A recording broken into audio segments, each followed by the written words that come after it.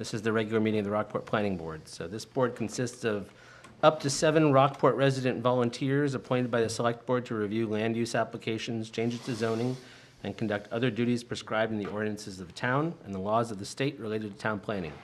We do have a quorum of at least 4 members today, so I'm calling this meeting to order at 5:34 p.m. Tonight's agenda consists of the following items: public comments and non-agenda items, approve the minutes from last month, and one application related, a subdivision review for calling Habitat for Humanity on Commercial Street. So with that, I think we can begin on first item, which is, are there any members of the public that would like to make comments on any non-agenda items today? Hearing none. Next item, we'd like to look at the minutes from July's meeting. Has everyone had a chance to, as they wish, to look over the minutes from July? I have a question, Jeff. Go for it. We have 2 different copies of the minutes. Yes, I saw that too. And I went through minutely the draft copy, and then I looked at the other one, and it was virtually identical. Yes. So which one are we supposed to make? I said, I can't do this. I can't go through and, Did you attempt to make comments in both of the documents? no, No. Okay. I started the, You primarily edited, a lot correcting the spelling of my name. I Is saw that you that did that? I didn't. No. I saw You did, okay. I saw 'Cause JR commented- 1, 2, Yeah, 3, I 4. commented, that's my comment. I couldn't figure out what you were doing. Did you add JR1, JR2 to each one? Well, I just commented every time I saw a misspelling. I don't know why. I did the same thing, and it didn't put my initials after it. I don't know I why. don't know. It's weird. It's Microsoft stuff. Yes, right, No. exactly. So there's two sets of minutes in there, and one of them is like detailed notes for me, which I used to then build findings, facts, conclusions of law. The other one is just the minutes of the meeting. So I'll take the detailed minutes or the detailed notes out so that there isn't any confusion going forward. Ryan, I would make a suggestion, if you have autocorrect on your computer, that you just put in like capital J, capital R, and have it autocorrect to my name, put in capital G, capital L, for somebody else's name. So you don't have to keep writing it all out, because that's a pain in the ass. Yeah, I don't write it. Okay. Somebody else does. Okay.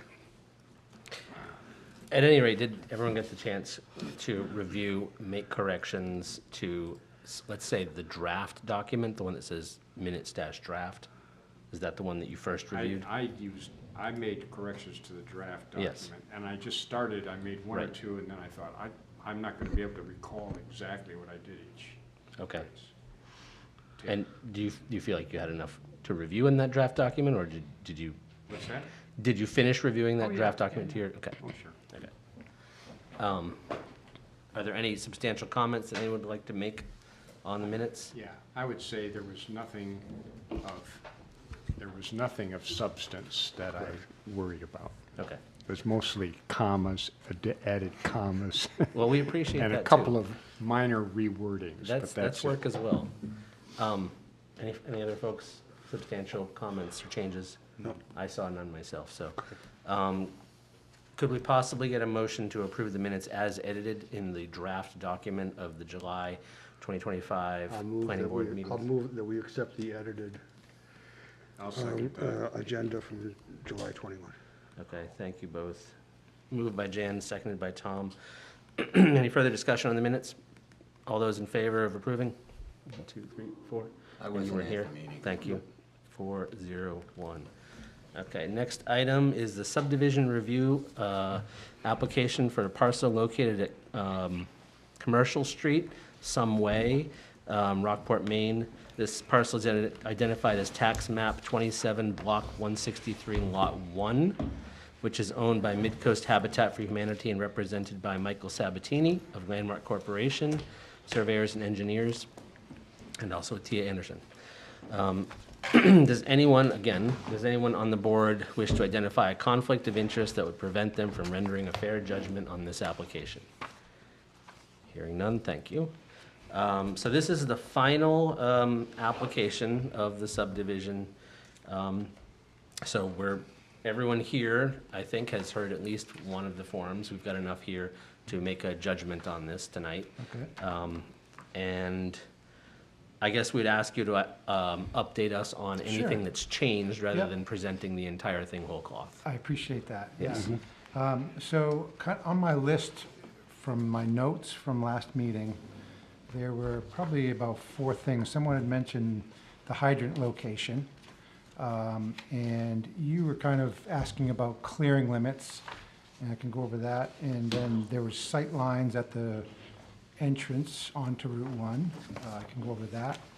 And there was a little concern about the amount of vegetation and trees in the vicinity of the home, the proposed homes nearest the abutters, and I'll go over that as well. Let me start with the hydrant.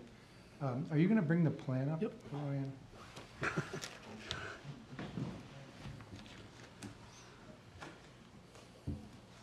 So regarding the hydrant, I got in touch with the fire chief, and he agreed that the hydrant should be more centrally located, so it's slid back up the road, going out towards Route 1, closer to Lot 2. You almost had your cursor on it right there. If you go to the left, go out the road some. Let me zoom in. Yeah. It's right about here, Right here. right there, see that? So I don't know if you recall, but the original plan, it was down in amongst the units, so it was more towards the end of the road. And he thought that this was Jason thought that this was a better location. The truck would come in and sooner rather than later pull over, hook to the hydrant, and then they can run hoses both to the homes at the end of the road, but also to the future development on Lot 2. Right. So that change was made. While I'm talking about the water line, we got some comments back from Maine Water that talked about separation. You can actually see there's a little wiggle in the water line here to get 5-foot separation from this proposed catch basin. And that same thing had to happen down further in the project. So just some minor I changes. was wondering what that was for, why it did that Yeah, little yeah. jog. Clearing limits. So we had a small discussion about, and so I thought I'd color this plan to reflect, there's existing tree lines on here in the lighter green, and then there's the proposed tree lines, the darker green, and the fill would represent the tree canopy. I thought that was just a better visual way to see where the limits of clearing were, which you were asking about. And also, you'll notice that we're going to go ahead and clear some trees right at the entrance to provide better, sight distance to the south. I think it's fine to the north, but, so that's what's going on there. In the packet that we gave you, there's a couple exhibits, tree view exhibits, and they're on these 11 by 17s, at least in hard copy. But these tree exhibits, I don't know if you can, yeah, there you go. And so what these are is it's kind of a zoomed in plan of Unit 1, and we went ahead and took a picture towards the abutter to the south, and that's what's shown there in the upper right corner. And we also survey located all the trees that are in the vicinity that weren't on the original plan. And then that crosshatched area, we're going to go ahead and restrict clearing in that zone to kind of formalize that vegetation will remain between these two structured homes. So that's the Unit 1 side, and if you can go to the next one, Orion, right there, that's because it's Unit 7, but that's looking back, that picture's looking back up the hill towards Route 1, towards the Longs place, and you can kind of see the picture there. Obviously, it would look different in the wintertime, but even still, there's quite a few trunks in there, and and again, we did a crosshatched area that will be a restricted clearing zone. So hopefully that helps on what exactly the vegetation is between the units. So a couple other new things in this application. We did receive our stormwater permit, and it's in the package. In the letter, we outlined what the construction costs would be, $1.1 million, and there's also some material quantities that we're importing, gravels, loams, common fill, those type of things. We talked about last time that, obviously there's no sewer in the road yet, and the town it's all pending, and that we would need conditional approval based on the finalizing the sewer design and for that sewer to be constructed and put in place in Route 1 to tie into. And we do have another request regarding the performance guarantee, and I believe Tia sent in a letter. I don't know did they get that, Orion? Okay, and so we're happy to talk about that request as well. Okay, so questions from the board for clarification? We're not going to get into the evaluation of it yet, but clarification questions from anyone. Go ahead, Jim. This is like way off, but it came to my mind. Do you know whether or not the state regulates whether or not areas where you get fill, where people get fill from are PFAS free? Oh, my goodness. See, I I've don't never- expect you to actually know that. Yeah, I don't know I just, that. but it popped into my mind, and I thought maybe you do know something about it. Yeah, so it's interesting. So there's kind of three types of materials that get imported. There's just common borrow. In other words, it's not organic material, but it could be clays, it could be all sorts of things. Right. And I don't know if that would, to have PFAS, it would have had to have had. Would have been an agricultural field. Yeah, so I doubt, so normally those come from other excavation jobs, which are not agricultural. Okay. Then the other two would be gravels, which definitely would not have it, because that's a mined thing. And the last one would be loam. And the way the earthwork contractors work, they strip topsoil, and they usually take it back to their yard, screen it, make it usable, and then bring it back and then place it. So those loams can come from about anywhere, So I guess that would be the most risky with regard to that, but Okay. I've never even I thought just- about that, to tell you the truth. It's just curiosity. The loams would be, where there could be some, but I don't know. It would have to be certainly a very much agricultural, and for years, right, for them to accumulate. Right. And normally, the agricultural, they like to keep their loam, so I wouldn't think they'd be selling it, but. Yeah, so I can't help you there, That's but fine. sorry Thank about you. that. Any other clarification questions, something you didn't understand? Go ahead, Peter. The tree plan behind Unit 1, Yeah. is that just reflecting all the existing that will remain, or is that reflecting any new So proposed vegetation? there's no new vegetation. Those are all existing trees that we located in and around Unit 1. And then we kind of identified some, and that's what that cross-hatched area is, that we are committing to not removing. Not that we're planning to remove any of the other ones. Matter of fact, some of those trees are on the abutter's property, so those certainly won't be removed. Yeah, we just thought that it would be good to just put in for perpetuity that this area for sure will be.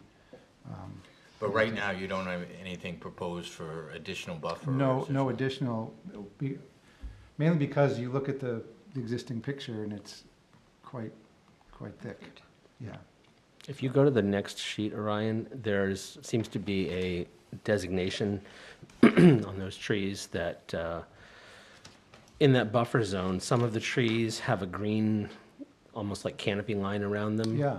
Are those trees that are designated to be kept? Is that what that means? Yes, While some of the other trees on Habitat's property do not have that, are those designated to be removed? yes. Okay. Not, not, If they're in kept the necessarily. place where there's gonna be grading, they'll be Yeah. removed, but. they're obviously, if there's a not- building in place, there's, Yeah. trees will be Yeah, removed too. yeah. Okay. Thank you. Okay, so I will now, is that all? Yeah, You've got? that's Sorry, all I got, didn't yeah. mean to cut anyone off. Yeah. The public comment period, I'll open now. If there are any public comments, anyone in the building, or if we've received anything lately, Orion? Nothing you've No. seen? No public comment has been received. Okay, thank you. Hearing no one else from the audience, I'll then close the public comment period. And now we will go through our deliberations on the final plan review. So for this, we'll start with Article 8 in our subdivision ordinance. And I thank you, Michael, for going through the sections and listing out your response to each one. I think I said that last time, but that's Yeah. very helpful for Good, us, yeah. that we can just You're say, here's welcome. your response to Yeah. each one of these things. Maybe worthwhile, Orion, if you could, yes, good, bring up Landmark's responses, starting with, I think they started with Article 11, sorry. So, but in Article 8, Section 8.1, there's a few qualifications. So, A says that we must be reviewing this within 6 months of the preliminary plan, and I think the preliminary plan was submitted in February, so we're within that time period. We need to verify, I think, that that a fee has been paid. The fee has been paid. Thank you. Have state or federal approvals been applied for or issued? So we know that we have, do we have everything covered from the Yes, state now? at yeah, this we point? have the Maine DOT and the stormwater permit. Okay. So, And there are no federal approvals for this project. D asks if the, oh wait, there's one. Department of Human Services, the applicant proposes to provide a public water system. Does that mean provide, or does that mean use? Like, would that be only for an applicant who is creating a public water I system? think so. Okay, so Yeah. scratch that. And there's no subsurface wastewater, and there's no Army Corps of Engineers related permitting. D asks if you're here tonight, and you are. E asks if the application is complete, to which we ask Orion if it's complete. Application's complete. Thank you. F asks if the public notices have gone out, and we did see these public notices. G asks for comments from the town staff. So Public Works has, I think, submitted a letter saying they have no issue. The fire chief, he talked about the hydrant location, and he just said that that's a must, and now the changed location is also Yeah. good with them. Yep. And the police chief said that the department has no issue with this. Is that right, Orion? Correct. Okay, that's my memory. The last one in 8.1 is that the findings of fact for this review tonight need to be documented by this board within 30 days of this application's presentation.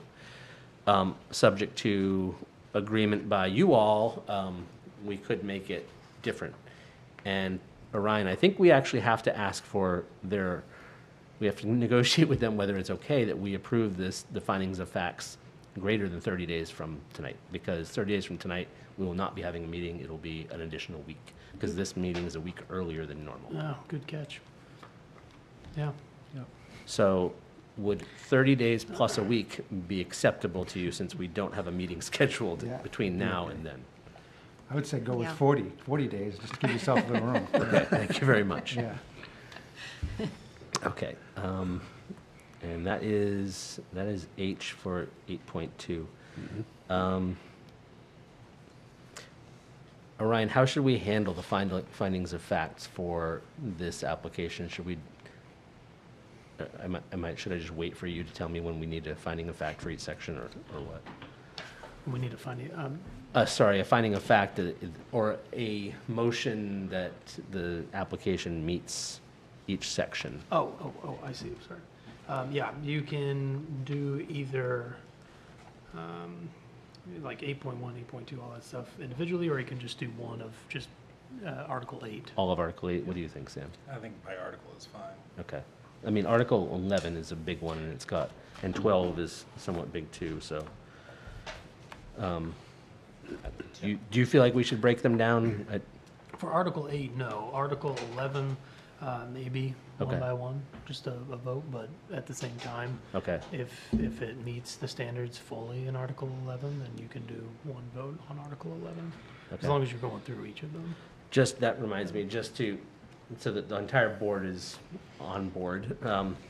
The sections that we need to review are Articles 8, 11, 12, 13, and in a way 14. So 8 covers the requirements for the application.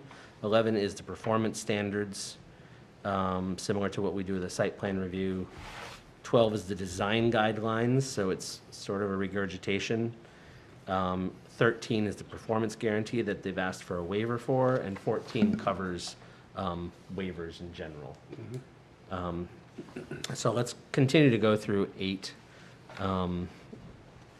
The submission requirements, I guess, is next.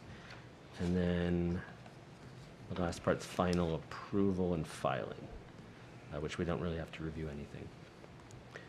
Okay. So submissions, requirements, we've been told this is a complete application. I think we have a name for this, which is Compass Point, the name of the subdivision. The number of acres appears on the drawings that were submitted, along with the recording plat and owner's name. C is the type of sewage disposal, which we know is subject to installation of the sewer line extension.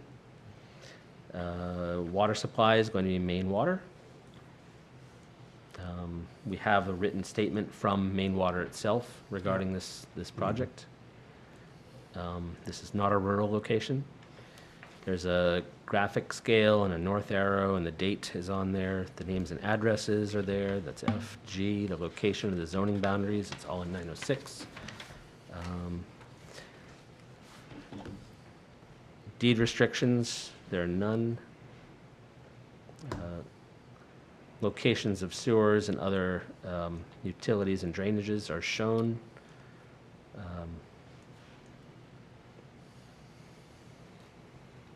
J is the roads have been shown.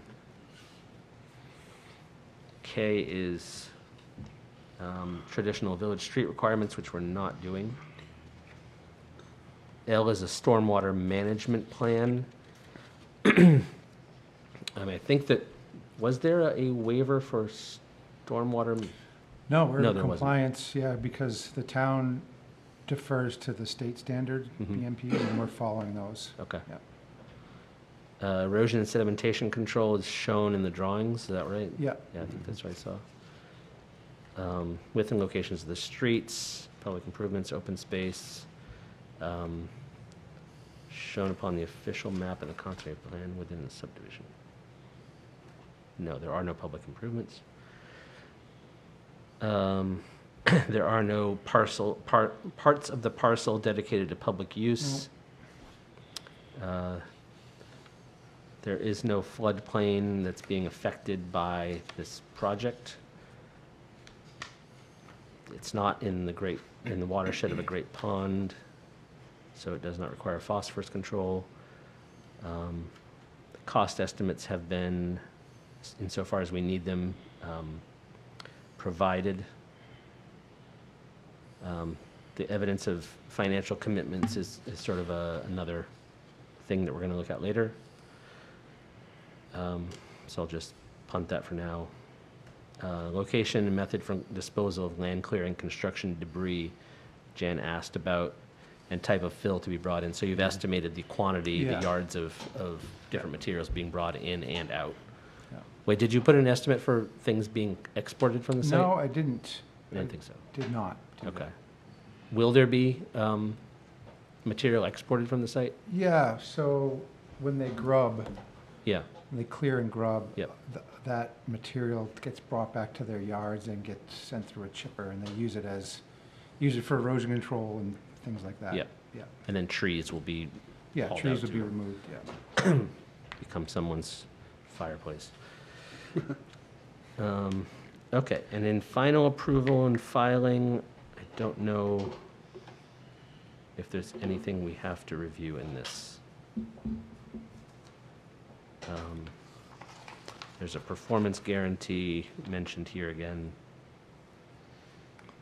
No changes shall be made. Approval. Okay, so I whipped right through that. Was there anything anyone on the board feels that we should review in Article 8 of the subdivision ordinance No. in greater detail?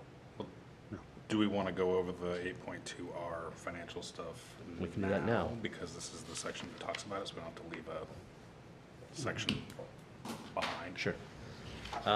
Okay, so you've all read the applicant's letter requesting a waiver of a performance guarantee. Did you have questions you wanted to introduce to this, Sam? Well, I guess my biggest question would be from from Article 14, talking about, what waivers can and can't be authorized by the board. Says, provided waivers do not have the effect of nullifying the intent and purpose of the comprehensive plan, the land use ordinance, or the subdivision ordinance. Does that not kind of nullify the ability for the town to continue construction in the event of an issue? Like we set this stuff up in for a reason. Waiving it removes the town's ability to do what they want to do with that provision. That nullifies that provision. Do we have the ability to do that? It would seem to be that's sort of a paradox written into the ordinance, which is you can waive things, but you also have to make sure it follows everything.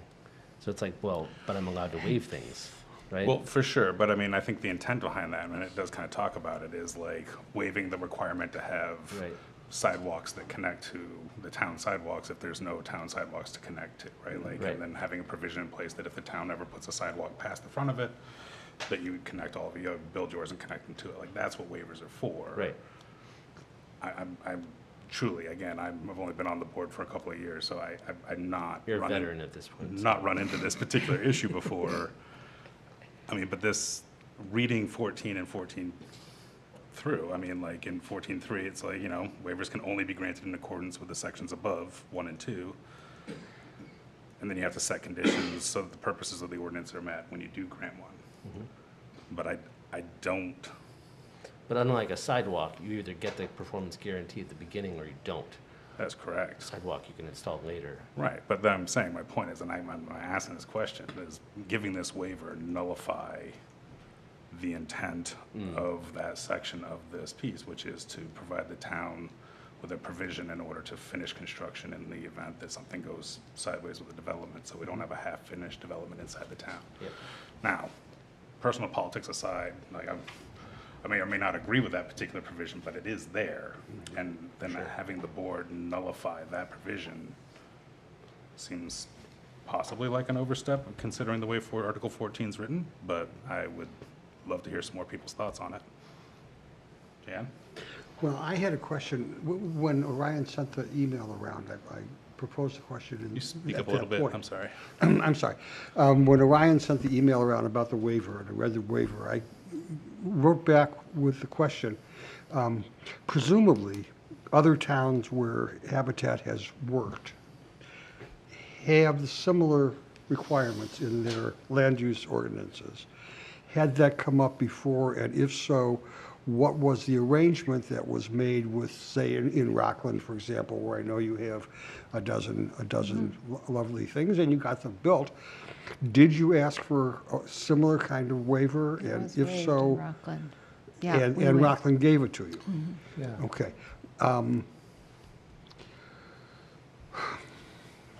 Do you know quantitatively how many times this organization has asked for a waiver from a municipality on this matter? Well, there was 2 projects in Rockland, and here's the argument, I guess, or the reason. Habitat's unique in that they literally build the houses before they sell them.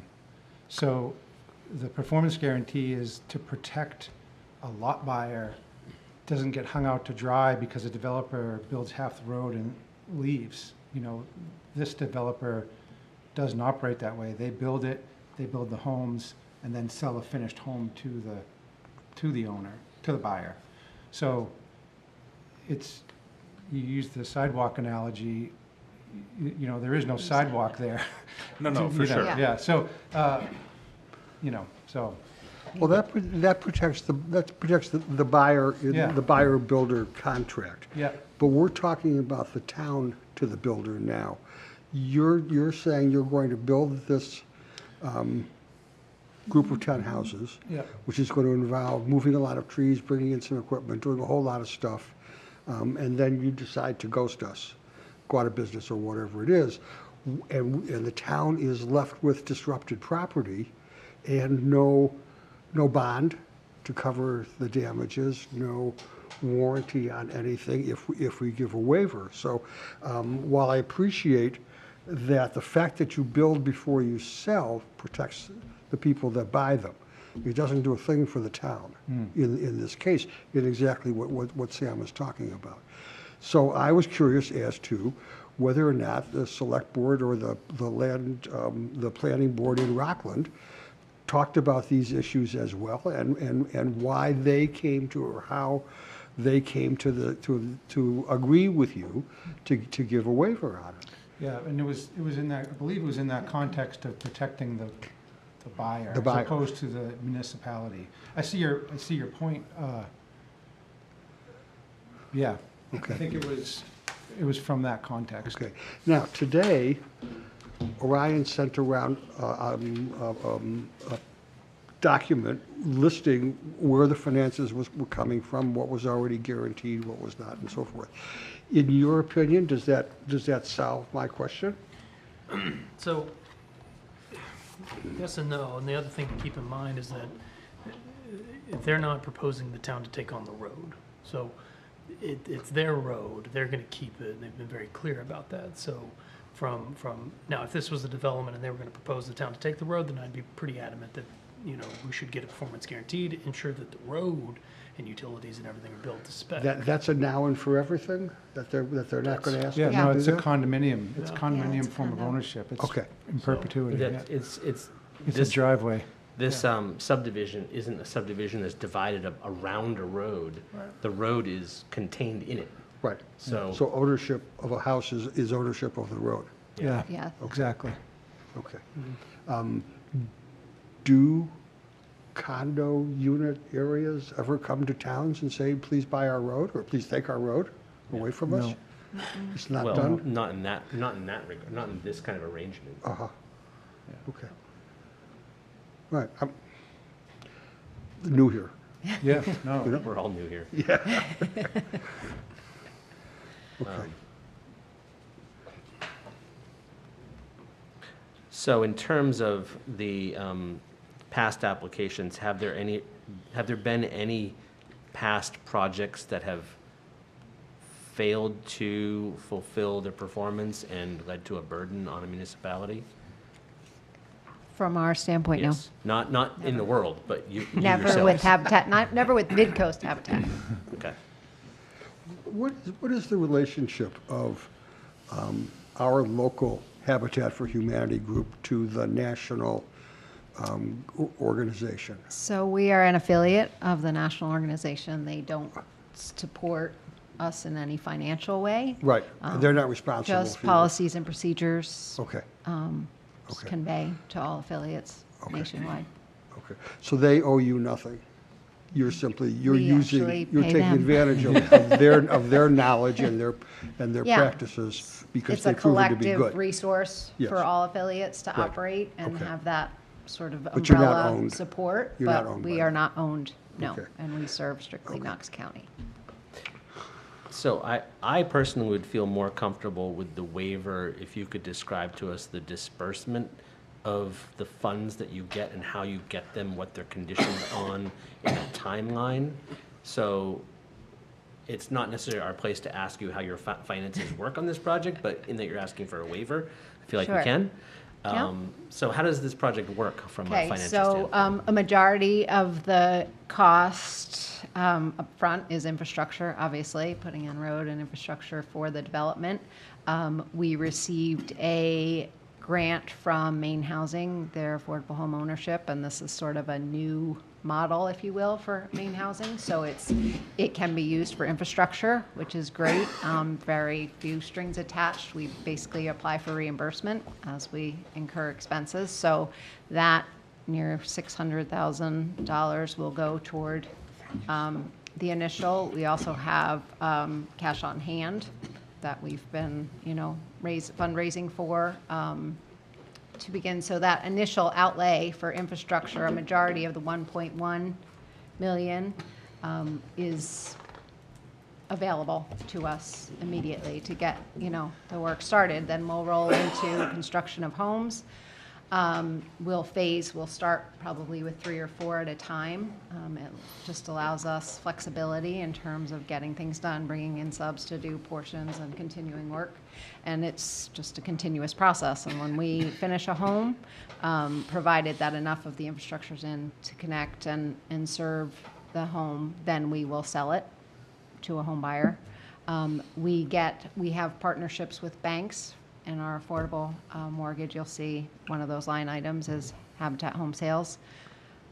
We sell them to a home buyer, and we get cash at closing, and that rolls into the additional construction costs. So we're fundraising simultaneously. It's an ongoing process, and we will be applying for Federal Home Loan Bank funds next round, which starts in June. It'll be awarded almost, midway through, so by next December. We have a good track record with Federal Home Loan Bank of Boston and their AHP program, so it's anywhere between $50,000 and $90,000 per unit as a subsidy, and that's layered in the financing to the home buyer, so that means less on our end in terms of subsidizing. So it's kind of a layered process in the financial side. I have 2 questions. Sure. One, first is, you are not providing or backing the mortgages for the properties. The homeowners do that on their own. You come to the table and get the cash from the bank. So, yes, we actually bring qualified buyers. It's a separate mortgage program with the Understand. banks. Right, So it's right. called the Affordable You're not- but Mortgage you don't Program. issue We're mo- not the lender Right, of that, okay. but we do carry the second mortgage. Okay, I have no problem and- with that. Yeah. Okay, second question is, and you can't answer this, but it's something to put out on the record, I think, and that is, your money comes through state grants, and I'm wondering whether any of those state grants come from our lovely federal government, and whether or not they will be rescinding them anytime in the near future, leaving everybody literally high and dry. Do you know anything about where the state money comes from? So And I don't expect- I know that the money that was awarded is there. It- It yeah. exists at the state level, and it's not going anywhere. It's Okay. been awarded. And in terms of the Federal Home Loan Bank, I've had a few conversations, and they have assured me that they have the funds in place for the Yeah. next. Yeah, well, PBS had the funds in place also. Right. yeah, So, but what I can say is historically, we have not relied on federal and state funding Okay. as our primary funding. Okay. And for that reason, for the That's- strings, it's onerous a lot of times, and Yes. only if the opportunity and the timing worked, we would apply for it. Okay. But it is not our sole source That makes me feel better. of income. Good. So, and it's as much of a safety and efficiency on our end. We're a small organization, course. and we don't want to rely on Okay, that. thank you. Sure. That's all I have. So if that 750,000 that's kind of earmarked onto here, but not going to be applied for until next July. Yeah, like just talking about the federal funds Sure. that they're applying for next year. If those don't come through, are you still able to Yes. cover that and finish the project out? And I think that would be the biggest piece in terms of trying to figure out how we cover this. Because I mean, I Sure. think the same thing he does in terms of understanding what government money is that's yet to be applied for. Right. Having the stuff that's secured is one thing, but stuff that's out there hanging, and then asking for, you know, the removal of the performance guarantee with stuff that hasn't been secured is, Right. you know, that is a big question. right? Sure. And so if you have that piece, or like, and I don't know how you would cover it, if it's internal capital or not, but. So, yeah, I can tell you that we are financially strong. We do have some internal capital that will, you know, has not necessarily been designated for this project, but if other sources were to fail, we could certainly supplement that. And then there's additional ongoing fundraising. It never stops, and none of it's ever guaranteed, honestly. We sometimes just don't know where the next thing is coming, but it does, you know, we've been at this long enough to understand, you know, after 35 years, we know how to do it, and we do. So if the town isn't bonded for the performance of this project, are you yourselves, what bonds do you require within your project itself of, say, builders, We lenders? are all of it. So, you know, in terms of our, any subs we use, you know, we've used the same sort of group of local contractors that we've worked with, and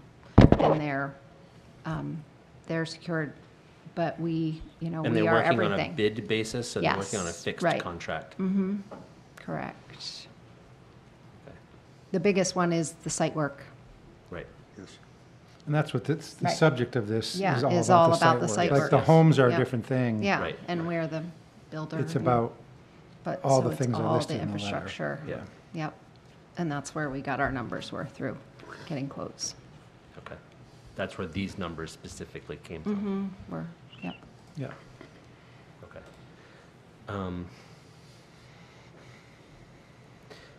Going back to the wording in Article 14, which governs waivers, which you brought up, Sam, is there a specific line that you're looking at for, or could you read the specific line that perhaps we might take issue with in 14? Yeah, it's, you know, it's in the bottom of 1 and 2, but the part that it says is basically, you know, that's the whole sentence. It says but- the same but thing in Basically, both. like, it may, you know, the planning board may waive the requirement for such improvements, subject to appropriate conditions, provided the waivers do not have the effect of nullifying the intent and purpose of, you know, this ordinance, you know, and that means the piece that's above it. And further provided that the performance standards of this ordinance and the criteria of the subdivision statute have been or will be met by the proposed subdivision. And it's the same thing in 1, right? Like, you can provide waivers, provided the waivers do not have the effect of nullifying the intent and purpose of the ordinance. Okay, so what do we interpret as the intent and purpose of the, it lists 3 things: comp plan, land use ordinance, and the subdivision ordinance? I mean, What are intent and purpose? Well, I mean, I think you can boil it straight to not necessarily all those different things, but the part they're asking to waive. Yeah. What is the intent and purpose of section 13? And, you know, it talks about it in that section, and basically it is to protect the town. Right. From, you know, something going sideways in the middle of the development. Right, and I guess it's on us to determine whether we feel the town, there's less risk to prevent the town from harm. So, you know, you put up a protection from an unknown or from something going sideways, but if we as a board have determined that the risk is lessened, that this project doesn't have as much risk as, say, a developer who wants to put in a 20-story condominium project and digs a giant hole and then doesn't complete it at all, then they just left a hole. 100%. This is really talking about a road into the woods, so. Yeah, no, I mean, I think I philosophically don't have a problem with the waiver in terms of what they're asking. I'm No, just I know. wondering if we have the ability to grant it. What I'm trying to That's the say question. is that the intent and purpose is to protect the town from an applicant not fulfilling the performance of their project. And what I'm trying to determine is like, if there's nothing to protect from, then we can consider the waiver. For sure, but I will But tell you that there is a difference there between a is- 0 chance and a non-zero Right, chance. right, right. And they, without a stack of cash sitting there that says this is what we're gonna finish the project with, I mean, as long, and this is just philosophically, I love Midcoast Habitat. I know. big fan, like, but They're hiring you. good stuff. Right, I just don't know, like, none of us here knows what's gonna happen Yeah, yeah. tomorrow, right? Let alone anything else that happens down the line. These are big things, like, do we as a planning board have the ability to remove the town's one lever to pull when it comes to something going wrong in the middle of it? Yeah. And that is solely the question that I have for us. So that Yeah. I think all of this makes sense. I just don't know if we're allowed to. Sir? What enters my mind as a possibility for going wrong is that a lot of site work is done, and then for one reason or another, the sewer can't be built. That the funding for that somehow goes down the drain, coin a phrase. Then we are left as a town, as a group, you will say, we cannot put up 10 homes without a sewer. So because you failed to give us the sewer that everybody had promised, we are going to have to unfortunately abandon this project as is with whatever has been done. Then we have, as a municipality, have no recourse. There's no bond, there's no guarantee. So we are left with that piece of property and whatever has been done to it. I don't think that whatever you would have done to it is in any way intended to disrupt the land use ordinance or the comprehensive plan. It's back in the woods someplace. It's not like you've drained a swamp and left it alone, or you've built a 20-story hole, or that kind of thing to do it. So I think, to my mind, the thing that's beyond your control is the sewer system. You're dependent on it, and you're not doing it yourselves. Okay, so that's a place that where you could be damaged, and you would have.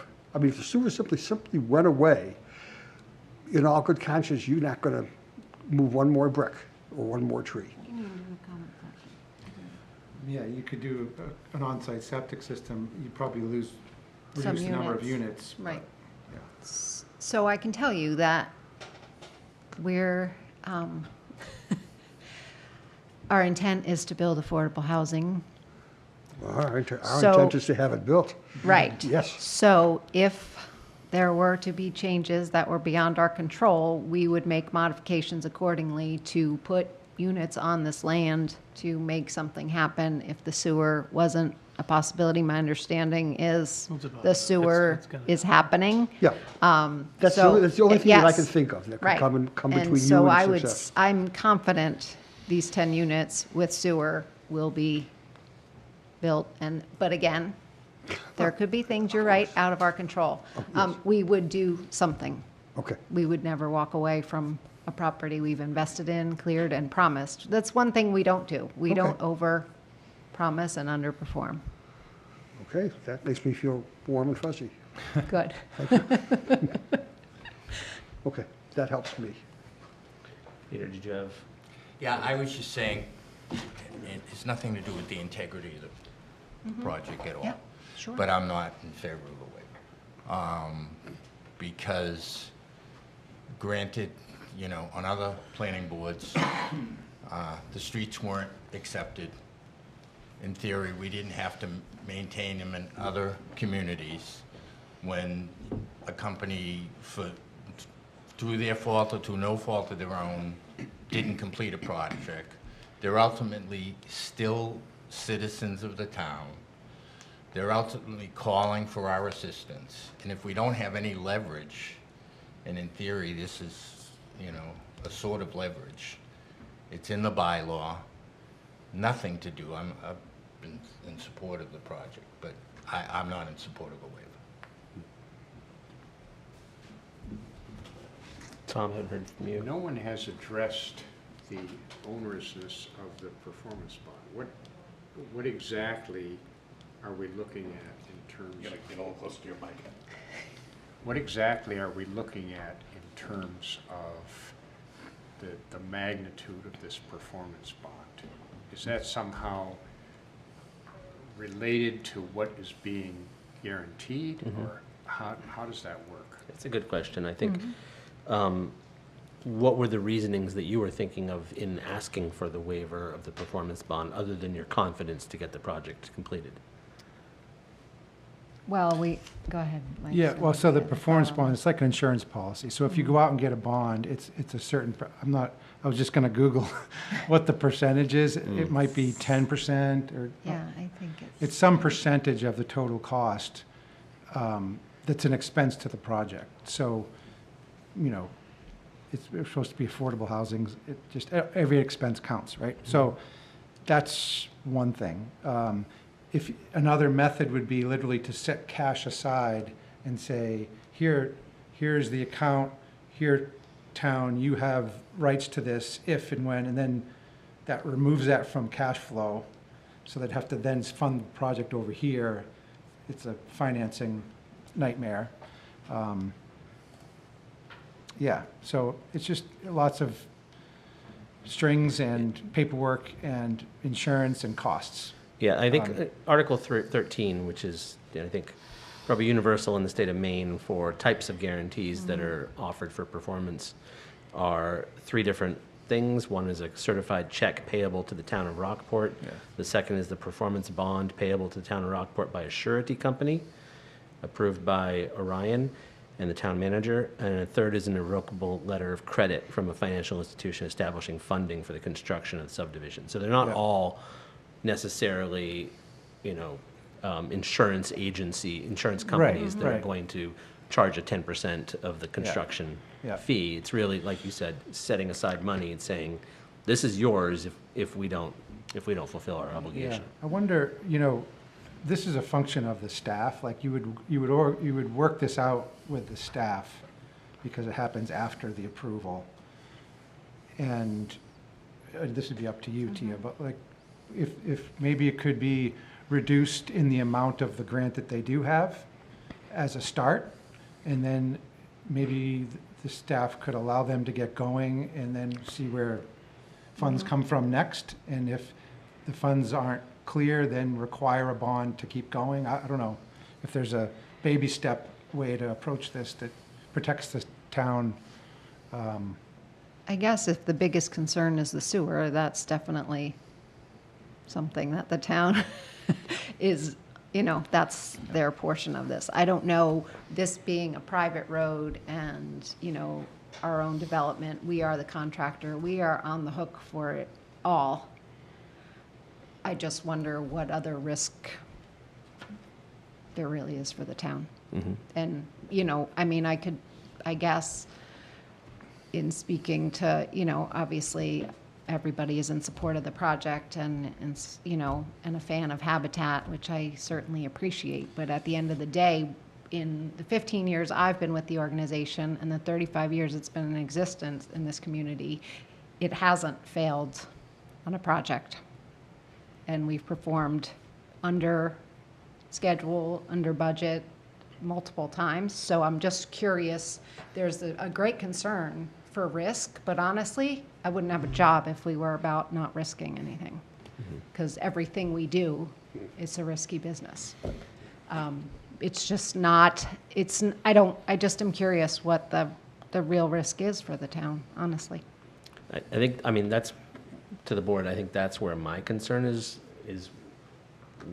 my concern being lack of concern of any particular identified risk, in that this is a road that's basically an improvement on a road that currently is in a right-of-way, with utilities drawn in and a clearing of a lot.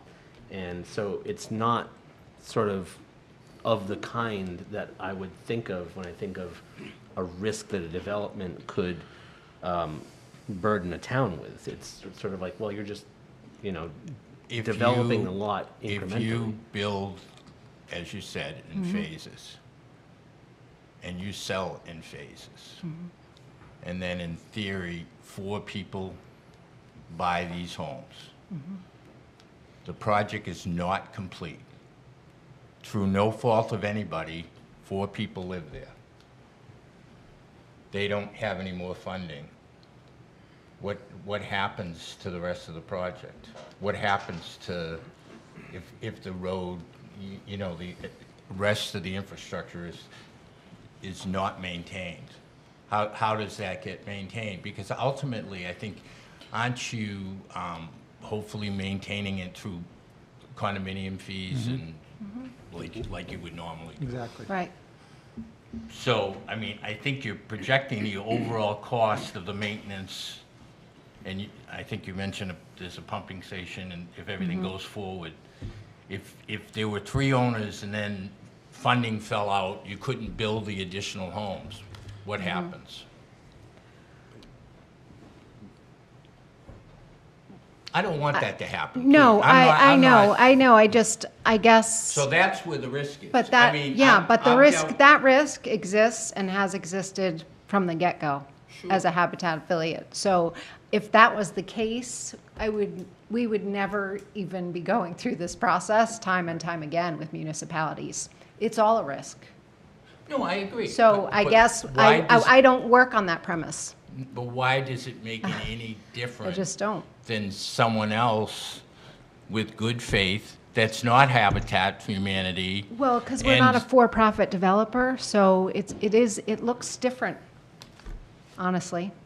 The What- risk looks different? Well, to some degree, I mean, we work really hard to mitigate any of that happening, and it's not about a profit and a bottom line. The motivation is different. It absolutely is, and the structure and the way we deliver is different. So we will, you know, and honestly, at the end of the day, I'm not saying this to be, you know, the waiver, it can happen, it cannot happen. It's not going to prevent the project from happening, I assure you. But it's a consideration we're asking for, and yes, in good faith to some degree. A bond, I just looked it up, it's like 2.5%, not 10%. So on a 1.1 million, that's 27,500. And the way the ordinance reads, it's actually More than 1.25 Right. of the cost, so 25% higher. I didn't do that math, but it's so over $30,000. So that's why I was saying, even if there's some relief on the amount, if you could give some reduction on the amount that you need. So I'll just add to that, like if the planning board's not comfortable granting the waiver, don't grant the waiver. In Article 13, there's a provision that this is worked out with the town manager, myself, and the public works director, so like the amount of it. So y'all don't need to get into the conversation about the percentage point. Either you're gonna grant the waiver or you don't grant the waiver, and then we go from there. Well, if I can just jump in here real quick after reading through all this and going through and realizing that we're talking about clearing just the first part of it and not the entire cost of construction of all the units, which, you know, when you look at the preliminary budget, it's 3.5. So if we're talking about a bond that covered 3.5 times 1.25, like, and that's, you know, and that was my piece of like, you know, it's a pretty big thing we're taking away from the town if they were looking for holding on to something that was that piece. But after you've clarified that, where you start selling them and then building them together with the people as they come through, the amount you have under your preliminary development budget as secured clears the 1.25 of the 1.1. So why would you need a waiver at that point? Like, they have a secured line of credit from 2 banks, they've got a grant, they've had their donor funds in their account that's secured, and they have, you know, their additional capital. All of that clears 1.5 million. If it's a 1.1, do they need to ask us for this waiver? Because maybe it's conditional? I don't know. Well, I mean, It's the stuff that they have timing. secured isn't conditional, they have that secured. And It's then this secured, is- but secured, like, is the they have Camden line- National line of credit secured Like, based we don't, on? if we don't need to draw on any of Yeah. those, we will Oh, no, operate, no, yeah. for sure, but I'm saying, like, you have those Right. in place and secured. So If you add those up, what they have under secured, it clears what right, they if you have need. the $30,000 cost to get a bond, couldn't you use say, the line of credit just to be the performance guarantee itself? That's what I'm saying, like, Yeah. and actually, you mentioned it, you're right, like 13(1)(c), and a irrevocable line of credit or letter of credit from a financial institution, and this Yeah. is more than one of those, plus, the state grant that they have in place, but when you add all those together with the money they have in play, Yeah. they're there. Right? I guess going back to, of all the projects that we could see, I would feel strongly about performance bonds for, those that I feel like, well, that's a high-risk project. That puts a burden on the town if the developer pulls out, or if something happens, or if like the developer and his wife split up and they both own half of this thing, like who knows what could happen. And this is one to me, just let me finish. This is one to me where I don't feel like, oh, this is gonna be a burden on the town. I just don't feel like I see it. Oh, no, for sure. I don't think, and again, this is my question, I guess, Yeah. it's our ward to assess risk It is. based off of It is. who comes to the door. Yep. Okay, and that was the question that I had at the beginning part of it. Like, Yeah. if we're going through this piece, Right. like, if we don't identify that part as a risk, and that is part of what we're doing. That's where that's what I was stumbling to respond to, is like, well, it's the intent and spirit of this ordinance is to protect the town from risk. And you said, there's no zero risk. I said, okay, but it's our judgment, at least it's my judgment, that the risk is so low that the town doesn't need protecting from. That's just my position on it. Yeah, I'm gonna make a 30,000-foot observation.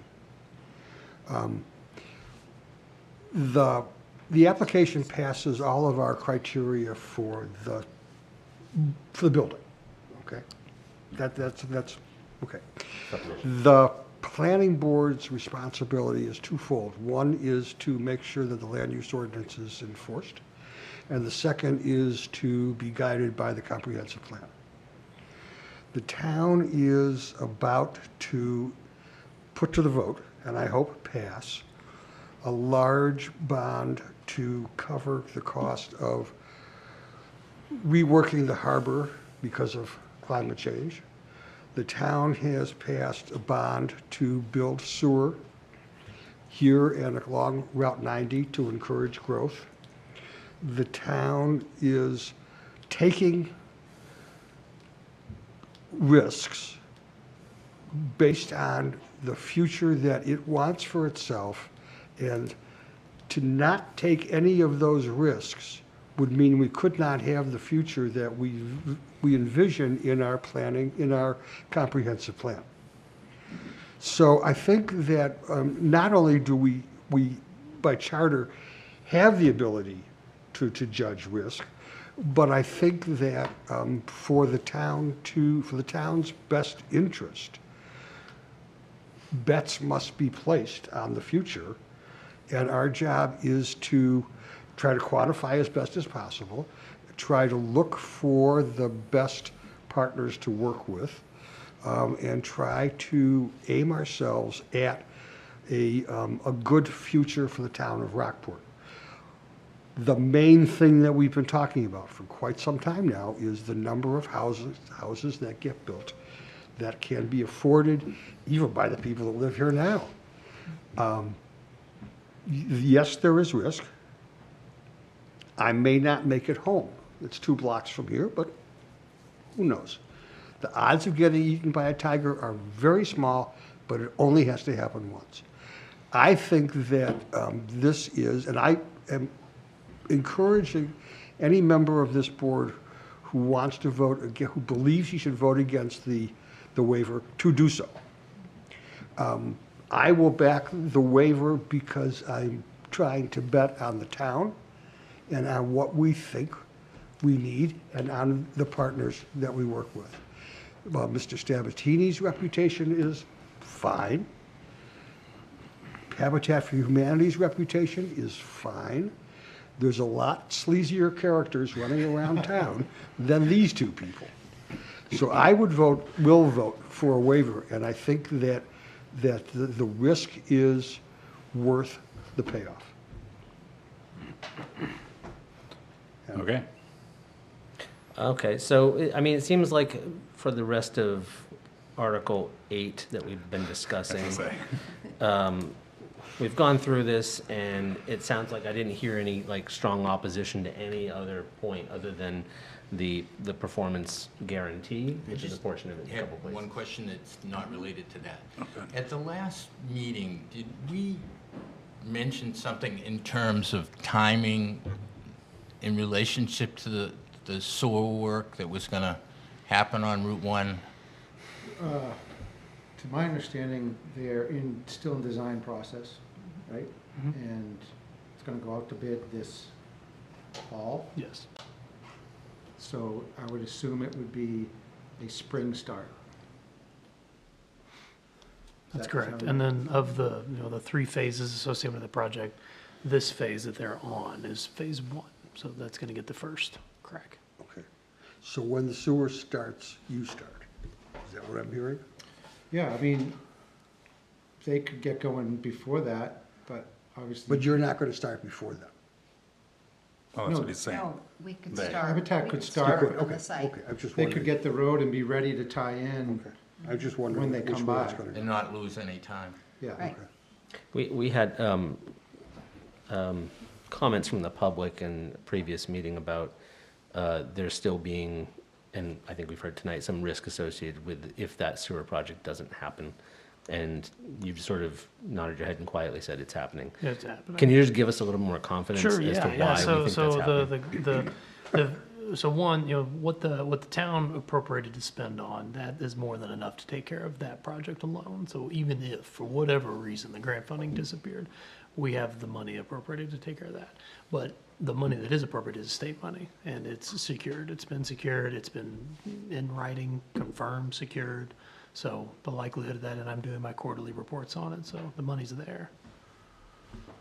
So it's, So to Jan's fear that Washington DC is going to No, that's- drive up 95 and start taking money from With the state's tanks, accounts. Right. Is- Okay. I was just getting to, so Article 8, I think we've agreed on everything except for the few places where the performance guarantee is mentioned. There was where all the discussion was. So how should we handle, say, a vote on this? Do you have any thoughts, Sam? Yeah. We can probably handle it one of 2 ways, which is that we've covered and talked about all the things that were inside of there. And in terms of what Article 8 was asking for, I think it's enough to vote as that being passed. Well, we could vote on all of Article 8, and then we may get some dissent, but it wouldn't show where the dissent lay. For So- sure, but do we want to cover, Article 14 at the end for any and all the, I think this is the only one we I have. think we have to do it within 8, because 8 calls for, and we can't say that it meets it if we're going to provide a conditional approval. We have to identify what condition, if it gets approved, or at least what is not. We have to tell them that they need to do a performance guarantee or not within 8. Right, well, I mean, again, like I said, having looked back through it, after looking at all that, I think they have enough secured funds to satisfy that requirement. So where specifically is it mentioned in Article 8? 82R. 8.2. R.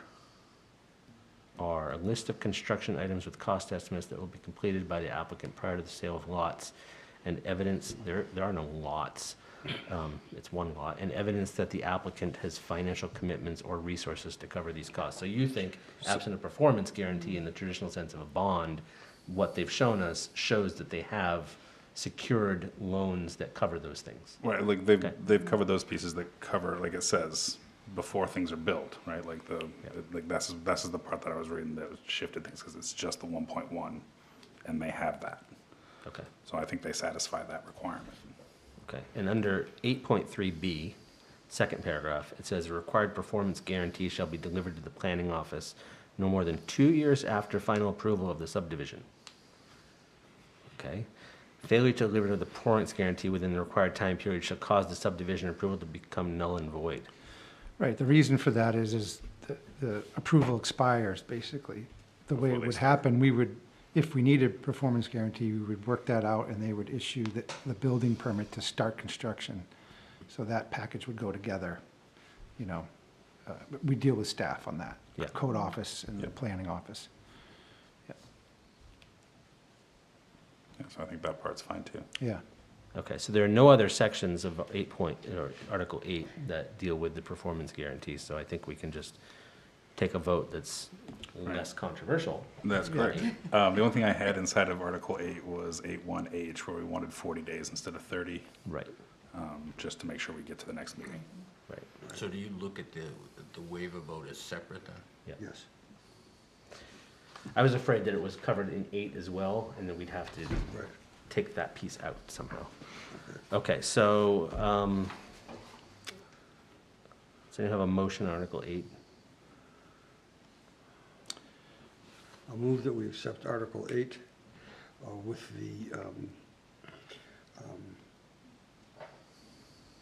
the addition of changing the date from whatever it is to whatever we need. I can't remember the number. Jump onto that one. Yeah, Sam. you may not want to write it down exactly. It does need to be clear, so. Yeah, that's right. It's the one place where we're fussy about motions. Sorry. Yeah, this is I'm just trying to make sure I got the right section. All right, what we got this? Oh, it's H, I think. No, sorry, I'm No, wrong. I thought it was, I had it as H, and I think it's F. Nope.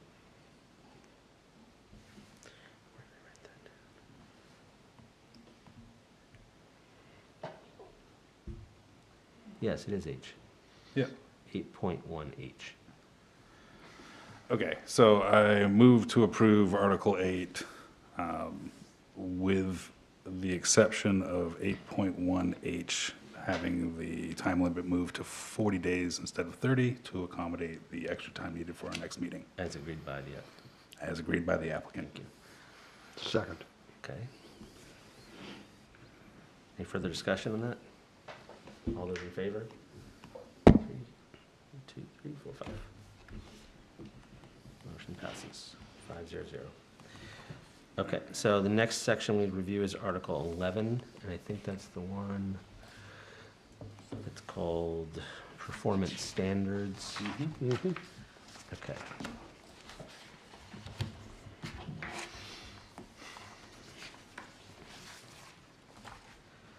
Okay, proposed subdivision will not result in undue air or water pollution.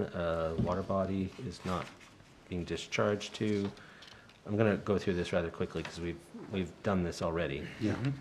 Discharge of stormwater will be treated through the municipal system. Health and water resources will be adhered to.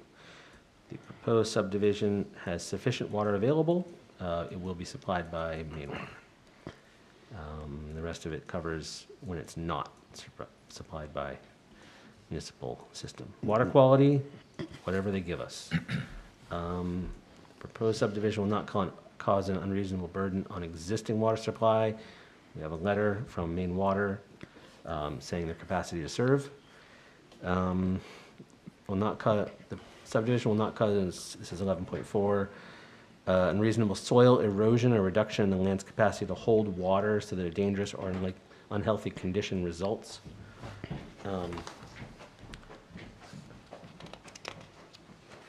There was previously a waiver request for, 2 waiver requests, one for a traffic study and a groundwater study.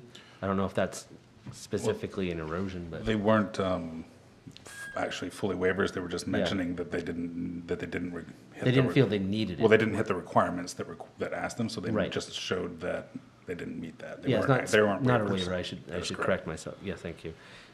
Wasn't a waiver, but just that this project did not require either of those Right. things, and we agreed in a previous meeting. And soil erosion for construction has been covered, and there are no wetlands being touched, and there is a sedimentation control, and okay, topsoil shall not be removed other than for construction of the buildings and road. Okay, not cause an unreasonable burden on the highway, and we determined that it didn't need a traffic study, so it doesn't do that. Adequate sewage waste disposal will be met by a public system. Orion, did we need any kind of waste letter from wastewater division that there's You're gonna- capacity to serve? You're gonna add a condition of approval. Okay, What's a condition of approval for that? yeah, condition on the sewer being installed and capacity to How about receive wastewater? condition of approval to meet 11.6, is it A, 11.6A? And then that'll satisfy that?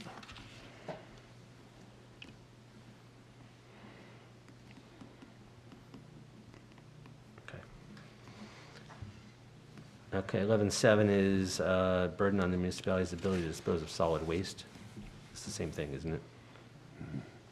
No, it's trash. Oh, sorry, solid waste, yes, that's handled by, Usual way, yes. yeah.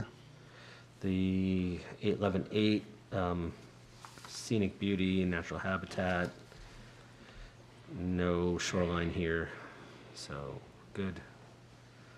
There's no significant wildlife habitat that's been identified in this location.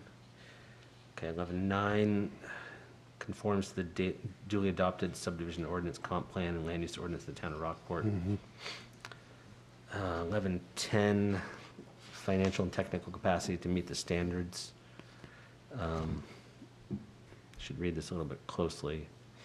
The applicant should have financial adequate resources to construct the proposed improvements and meet the criteria of the statute and the standards of this ordinance. When the applicant proposes to construct the buildings as well as the subdivision improvements, the applicant should have financial resources to construct the total development. In making a public determination, the board shall consider the proposed timeframe for construction and effects of inflation. And technical ability, the applicant shall have the required people to build it. So does this, you think, touch on what we're granting the waiver on, financial capacity to complete the project? I mean, this Well, does seem a little bit different than providing a guarantee to the town. No, so this is just, and this is the stuff that they've proven, Right. you know, do you have the ability to handle the first phase? And then when you get ready to start the This has second been- phase, you make this has sure you been have done. enough in place to do that. This has been met. And we're there for that. I agree. Anyone else have any concern on this, since this was a topic? Tom? Tom, any questions? Tom, do you have a on concern that? on this one, 11.10A? 1110A. The financial capacity to complete the project. And what's the question? Do you have any concern on No. that, separate from No. the No. bonding? Peter, do you have any concern on that topic? Thank you.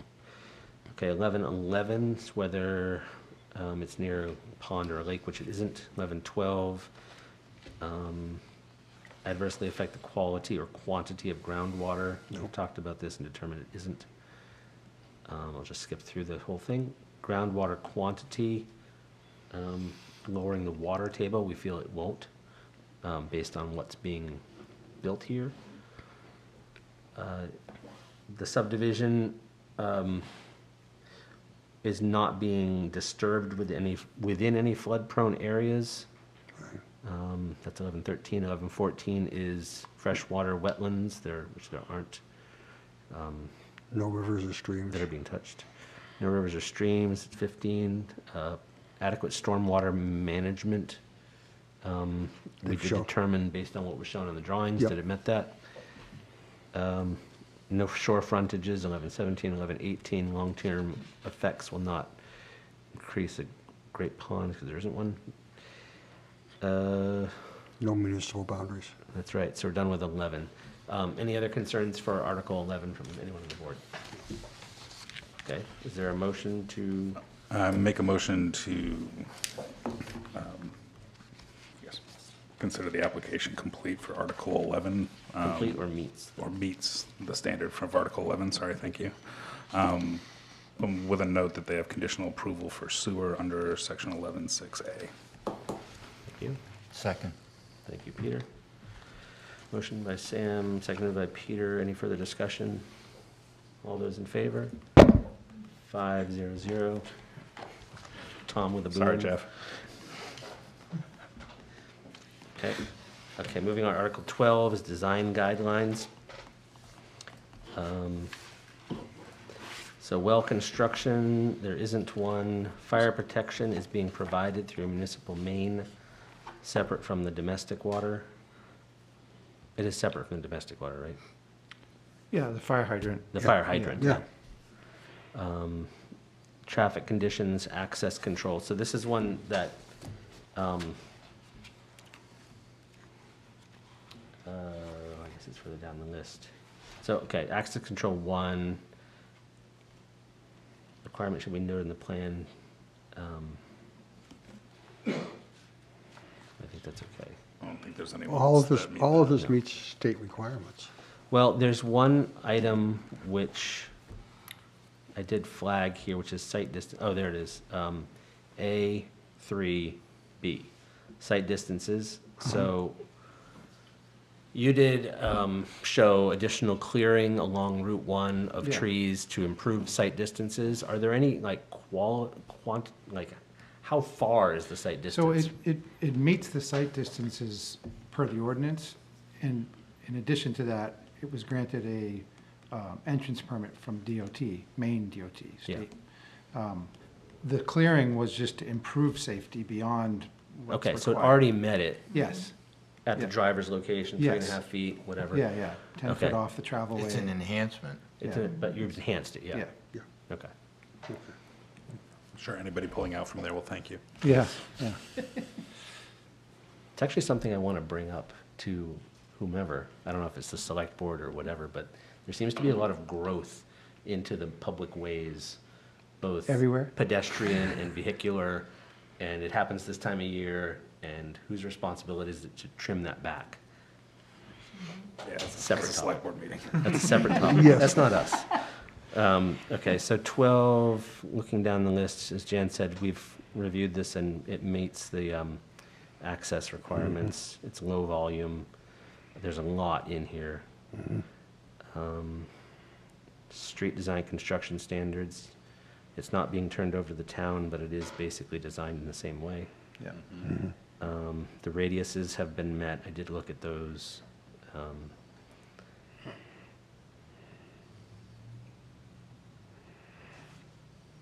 not going to talk through this. I did actually look at this. This is, Did you really? yes, Wow. pure curiosity. All right, correctly, you have a vehicle turnaround specified in the back end of that. Yeah, that's for for fire trucks, and that's, I'm sure Jason, Right, look at that, absolutely. I think it's actually more important to ask the fire chief than it is to consult our ordinance on those kinds of things too. Yes. Because usually the ordinances say you need This is just 80-foot radius or something, like No. something ridiculous. And It was just a, section, fire chief's like, no, I'll just back out. Chief, yeah, chief knows. Okay. 12.2F, just dead-end streets, but it's just the Yep, ability to get yep. cranked, and that's there. All the materials are shown, so we know what kinds of gravel you're going to be using. Again, this isn't going to become a town road at any point, so all the better, but less impact. Okay, 12.3, impact on natural beauty, aesthetics, historic sites, wildlife habitat, rare natural areas, or public access to the shoreline. I feel like it's subjective about natural beauty and aesthetics, but the rest of it does not apply. Right. If anyone feels otherwise, please speak up. Yeah, we will. Okay. No. Stormwater management design guidelines. Any concerns on that from the board? Which are you on now? 12.4. 12-4.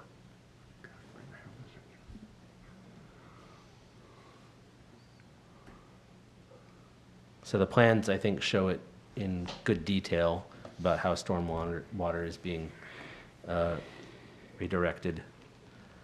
But I know this is something that's come up, and it actually does pose an impact on neighboring properties, so I want to make sure if anyone has concern, we talk about it. No, it looks well done on the plan. Yeah. All right, 12.5 lots. Again, there's 2 lots.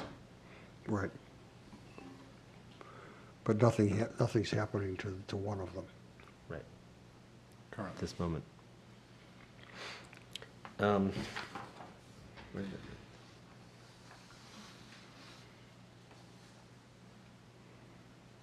So when somebody buys a condo, they get the condo and 1/10 of the ownership of the whole place. Correct.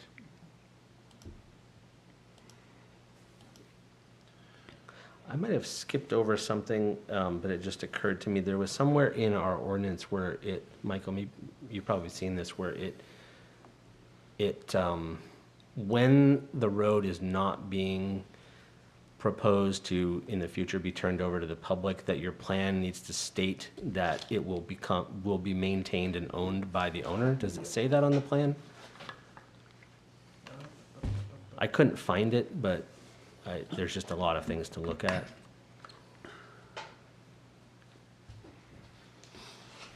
I remember seeing that note. So you know what I'm talking about in terms of the requirement. Yeah. And I thought that I had it on here somewhere.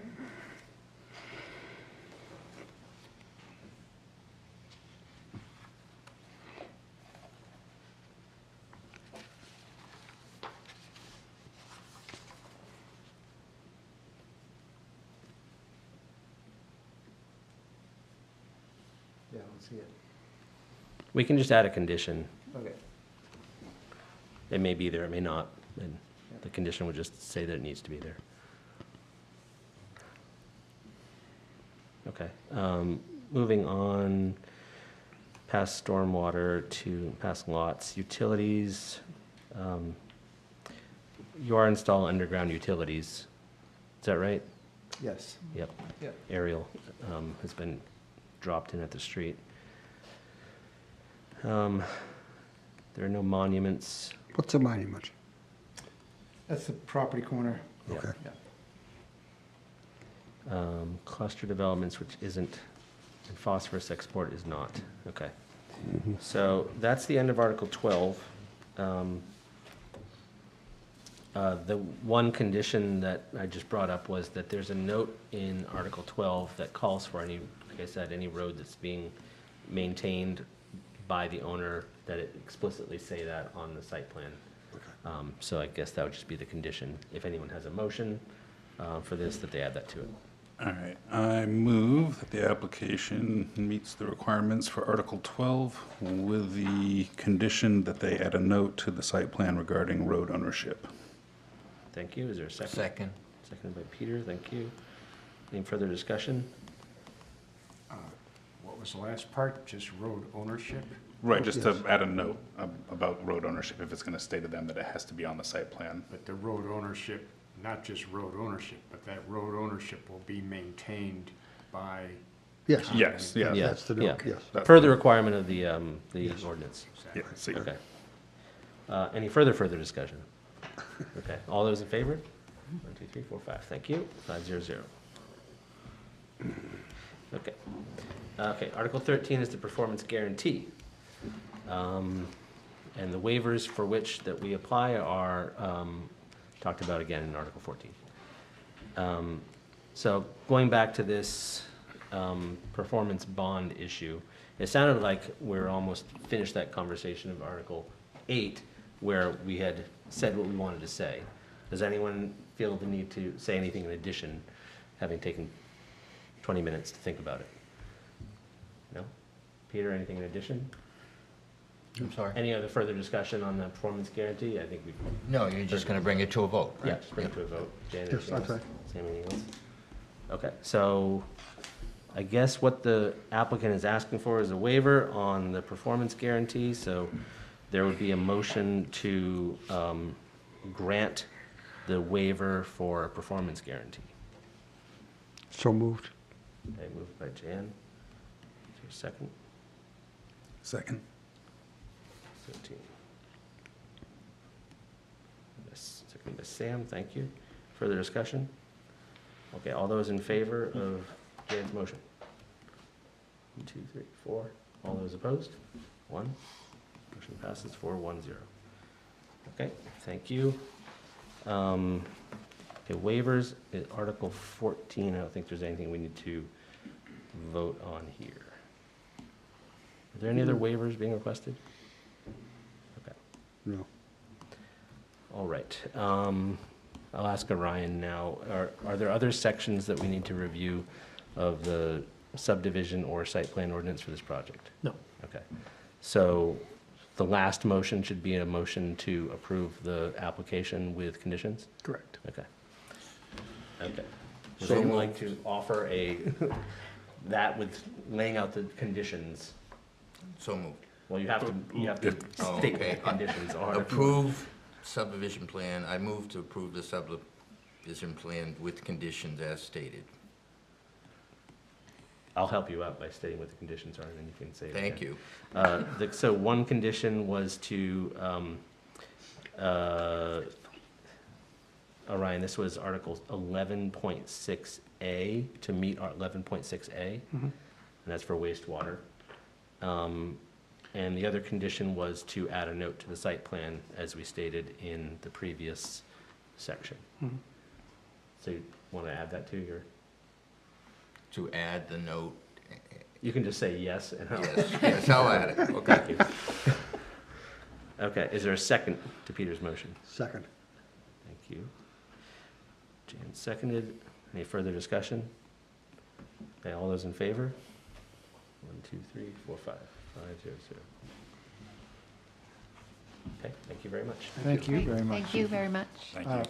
So we can add that note and then come back next month to get the signed, or do you want to write the Oh, note? you can, so if Just you submit want, it. you can type it up professionally, I can handwrite it, and can sign it. If you wanna type it up, you can just drop it off at the office, I can let them know, they can swing by and sign it, and I can let you know when it's done. Yeah. So whichever you prefer. Yes. Yeah, Oh, why don't do we, whatever's we'll easiest. get it on there, Okay, and that'd be easier. okay, sounds good. And just so you know, I'm out next week, but Renetta, I'll leave a message with her, you drop it off with her, and she'll message the planning board, and they can swing by and sign What it. did you say about the 40? So the only thing would be, Well, Hang on a second. There Go was ahead, something about, Peter. I would just like the actual language, because I could put the condition on there for you too. Do you have that actual language? You I could can email I can email it to me? you. Yep. Yeah. Yeah, I'll email it. perfect. Yep. Thank you. Sorry. Go ahead, Peter. you said something about we're gonna meet in 40 days. So what we agreed to as one of the sub-conditions within there was, the ordinance states that we need to provide findings of facts within 30 days.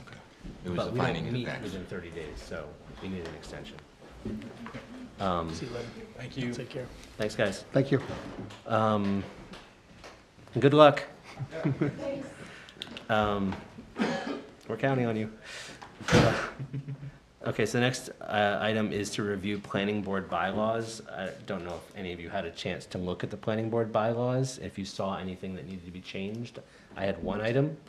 Jan has stepped out. Do we need to take a break? Just for Jan. Just for Jan? Okay, well, we'll include him Well, when he there comes back. was one item in there that said if you had non-agenda items that were to be commented on by the public, that Mhm. was only to be done after all previous agenda items had been covered. And I notice we're always doing it at the front end. Mhm. So do we want to modify that? Well, it also says something about the discretion of the chair, and that the agenda sequence order can be modified by the chair. So I take that to give me the liberty to put them in But whatever then order we I want. shouldn't have, then we shouldn't probably have a bylaw that states Right. directly Right. Where it should land. Yeah, I agree. All right, what section is that in? Let's get rid of it. Yeah, no, I was aware, and I was operating under well, I've got the ability to put this where I want, so No, I but we can do know it. other people that think they can do everything too. Yes, Yeah, I mean, I think the only reason it would be there is to just, try to keep somebody from taking the first hour away from the meeting when you have something that's Yeah. been on a public record, has to have notifications out via newspaper in order to be able to, like, have people here to be at the right time, and then we just don't get to it, right. because of the 9 o'clock cutoff or whatever, right? Like, so I think that was the only reason of having it in there, but I think, you do a pretty good job of making sure that non-agenda items have we tell them to limit their time. Yeah, well, it does say that they have to be limited to 3 minutes. Yep. Or can be extended at the discretion of the chair. So So Jan, we were just talking about Where? Yes. Bylaws. the planning board bylaws. I'm on them. Okay. But where are you? Tom suggested a possible thing for changing was that non-agenda items need to occur after all application items have been reviewed, and we don't do that. And so I think what he's suggesting is that we change it. Tom, do you know which number this is? I can find that out. It had to do with, it was near the end on Meeting. procedures. Okay. Where are you? Persons wishing to address the board on item, Oh, I see. Yeah. Yeah, page 5, 4 items up from the bottom, number 4. Persons wishing, okay. So that So only after- yes, presupposes no, that change that. Yes. there's no line item for non-agenda items. And so, that's the time to talk about it there already is an agenda item for all non-agenda items. So, I mean, the way you're doing it is a better way, actually. yeah, it just says the door's open, Yeah. floor's yours. Any takers? Yeah. And then, you're not making a poor person wait for 3 hours Oh, or no, whatever. of course not. No, no, no, Right. no. well, right, and I think, Unfair to make them wait through. Yeah. That's what I modeled it based on, which is Well- let them speak well, first. and I think like it said, you've covered it. I don't think we have to change the rule because it says any items not appearing on the agenda. Right. And you put that on the agenda every time. So if somebody gets through all of that and still wants to address Right. us at the end, they would have to ask you and then you could say yes, but. Well, I guess, Tom, to your concern is that there's no requirement that the agenda contain that item. No, there is not. So if it doesn't contain that item, then, It has to Well, we're picking nits. Yes, we are. well, Here it says on number 4, yeah, it says may do so only after disposition. So then we shouldn't have that. We should just eliminate that Well, right, but his, entirely, or that we could say this may be added to the agenda. We just change that to say you can add persons wishing to address, or an item may appear on the agenda allowing persons to address non-agenda items. Something, but I guess the public has a right to speak at every public meeting at some point, not on non-agenda items. right? for sure, but I think the rule is right in that if we don't put an item on the agenda that says public comment for non-agenda items, Then they couldn't do it. then 4 is in play. So, Tom, your concern is where it happens in the agenda. I'm just saying, why have it? Why do we allow that stuff like this to accumulate when that's not the way we're doing it? No, Right. we should change it. So I'm just saying we should change it. Do you have an edit suggestion? Give it a way to say that non-agenda items may be addressed by the public only at the discretion of the chair. There you have it. Yeah, that's And you cleaner. can do it wherever you want to do it. Yeah, so we just gotta remove,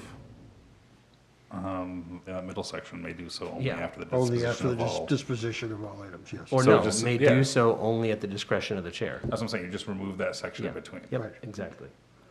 Unless you want to say it should happen immediately after the meeting immediately at the beginning of the meeting. I don't think we Publish it. want That to should be at dictate. the discussion of the chair. Fine. Because if somebody has something that's really convoluted or involved, you may want to hold off. We'll Well, address it. in somewhere else, we limit people to 3 minutes anyway, I'm That says sorry. that, yeah, yeah.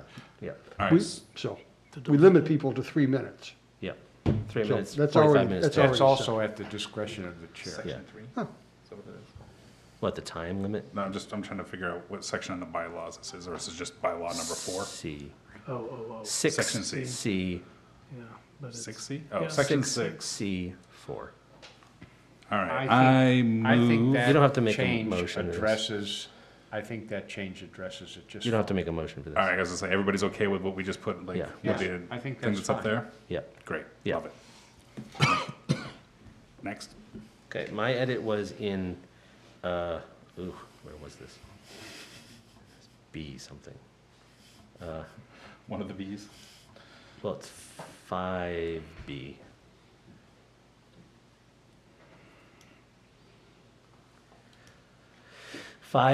And my thoughts on this precipitated after we had a meeting which we barely had a quorum and I needed to recuse myself because of a relationship with an applicant. So we were like squeaking by. If one person had voted against it, out of the 4 people that were able to vote on it, even though it was a majority 3-1, it wouldn't have passed. Right. So nothing would have passed. So my edit is to say, remove everything after the last word receives and substitute a majority vote of the members present and voting. I don't know if you can add stuff in this, all right? At least the majority. Oh, You could just Write say, this, a majority vote of the members present and voting. you could just say, you wouldn't have to say present because we don't do it any other way. We don't allow people to call in voting, do we? And if they do, why not? So just say members voting.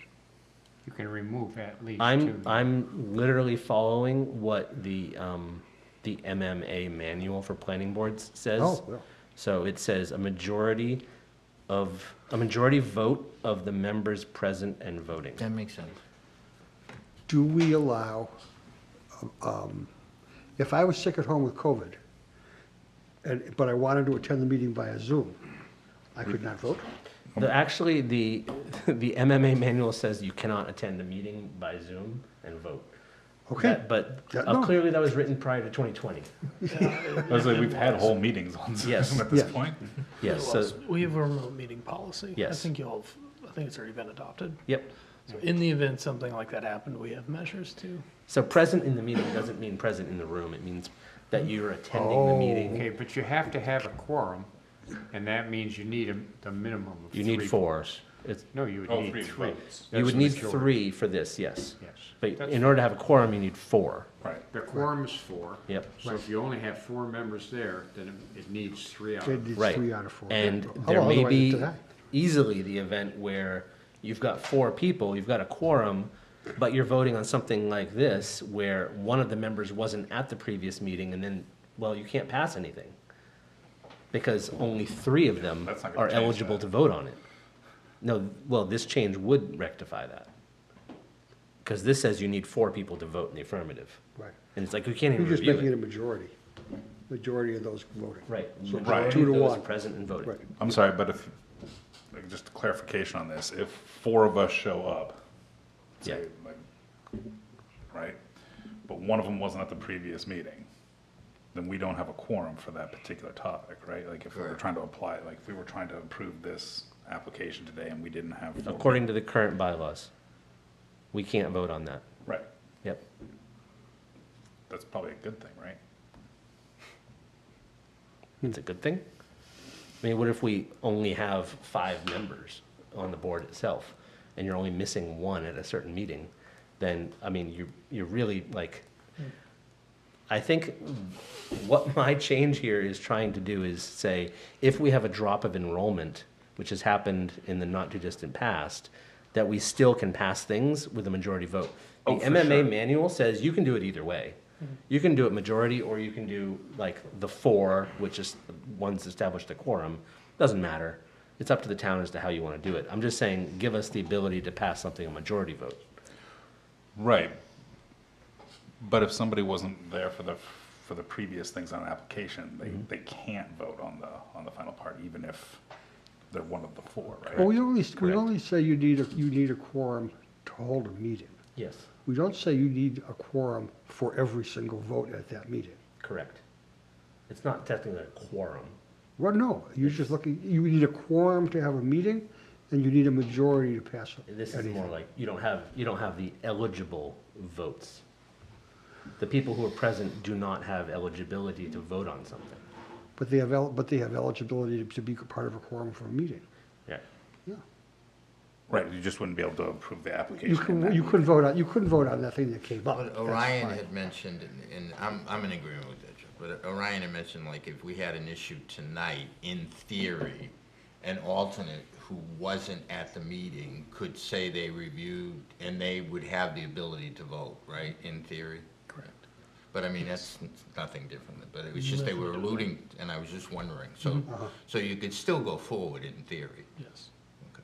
But this looks like So it's if anybody fine. misses a meeting, we can just read ourselves in going forward Yeah. and jump back into the Yeah. process? Yeah, and we've done it a few planning boards ago. That was done. Yep. Okay, that sounds good. But if you're recused, like I did a few Yeah, meetings recused ago, is that's like, Recused is different, I yep. can't read myself in, No, no. out of recusal. If you just missed the previous meeting. Orion, can we change our own bylaws without it going to the voters? Yes. The select board has to. Select board does. Select, approve. okay, fine. Yeah. That's fine. No, that's fine. All right, I like that change in section 5B. Any Okay. objections to what we've got there? Any objections? No? None. No, Okay. that's fine. Any other, Not from me. anybody else propose Bylaws edits to the changes? bylaws? Any misplaced commas? I think it'd be great to send it to the select board when it's just a comma. Must approve. Okay, Okay, Orion, do we need a motion to send this to the select, to recommend this Yes. change to the select board? Yes. I move that we recommend approve changes that we just came up with for sections 5 and 6 of our bylaws and send it to the select board for approval. Okay, second? Second. Thank you. Any further discussion? All those in favor? 1, 2, 3, 4, 5. This time, there's Sam at the neck, knock the mic. No, I hit the Thank table, you. it just Motion passes 500. was impressive. So- Okay. Comprehensive plan is the next item on the agenda, and Orion said to me before the meeting that that's really just there, so that it stays on the agenda, as a reminder for everyone to use it as bathroom reading. Pretty much. And Stay up to date on it. So like, obviously there was a waiver here, but in the future, if other waivers come up, then you'd kind of try to align it with the comprehensive plan, like does it match with it? That's another item. And then whenever there's land use amendments, things of those natures, does it align with the comprehensive plan? So the comprehensive plan is the color to the ordinance. So it's just something to always be familiar with. I'm sorry to do this, but I had an issue with Section 3 board membership oh, back on the bylaws. back on the bylaws. Yeah, I must have been peeing while you went through Section 3. We didn't go through it piece by piece. It was just. Okay, Ask well, them to Section provide 3. Sections. It says, 7 regular members, 2 alternate members who shall be residents of the town of Rockport. I think they ought to be residents of voting age. I don't think we should allow children on the planning board. How's that?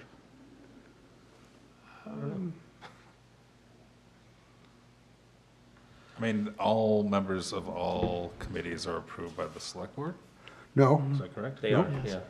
yeah. And if I think there was a 16 or 17-year-old in the town who made a Planning prodigy. made a compelling argument as to why they wanted to be on the planning board, I think that would be up to the select board to make that decision, correct? It's I'll not, also point out, Jan, there are Okay. children on the school board. it's a different thing. Yes, that's fine. I'm sure there are, and they probably ought to be. After all, it's their lives. I think. Okay, I I'll go. think the No, requirements, I'm gonna go with Sam. I think the requirements for membership are sort of some sort of interest and expertise. I'm gonna go And, with that. No, you talk me into it. Okay. That's it. I'm I'm glad done. we don't have to retract our motion. No, Okay. appreciate that. On the comp plan, there were 8 goals that include the planning board to enact, and I don't think that that's a task for us tonight, but I will suggest that you look at the comprehensive plan, look at those 8 goals. They're not easy to find. I can send an email with a list of which they are, but it's things that will ultimately come before the planning board within the next 10 years to review, and they're sundry items, but they will be part of this board's work. Send me a note. Yep. Also Are note, we- go are ahead, we- Tom. Are we finished with the bylaws? Yes, We we're finished with the already sort of bylaws. approved them? Yes. Because I was just looking at something that the language itself, Great. that I had a problem. We're gonna do this again next year, Great. too. Next week? Next year. Next year. Every summer we do this. Okay. I'll eat it. Appreciate that. You need to be more aggressive, Tom. Or just answer when we ask, does anybody have any questions before we make the motion? Well, there's that. Right? Like, that would be the time. Be the time. Okay. That's what they do at weddings, isn't it? I'll also note that there has been established in its infancy a comprehensive plan implementation committee. John is, task force, sorry, not committee. Task force. Task force, Not not committee. Not just a committee. It's not an ongoing piece, it's a direct piece with a finish line and a point. Like, That's right. That's right. That's right. John's the select board's liaison to that task force. Orion's going to be there. Jan has been approved by the select board to join it, and so have I. So has Jeff. So we've got 2 members from the planning board Right. that will be gathering periodically to implement what's in the comprehensive plan, however it gets implemented. We haven't met yet. We haven't met yet. Godspeed. Thank you. Yes. Any other comprehensive plan items of discussion? No. Nope, nope, nope, nope. Okay, one additional just mention, agenda item is that we're still looking for 1 full member and 2 alternate members for this board. Yeah. Thank you. I'd like to move to adjourn. Okay, 7:20, is there a second to adjourn? I thought you didn't need You don't need a discussion. You don't need a second. Is there a second to adjourn? Second. Okay, second by Peter. All those in favor of adjournment? 1, 2, 3, 4, 5. This meeting's adjourned at 7:26. Okay then.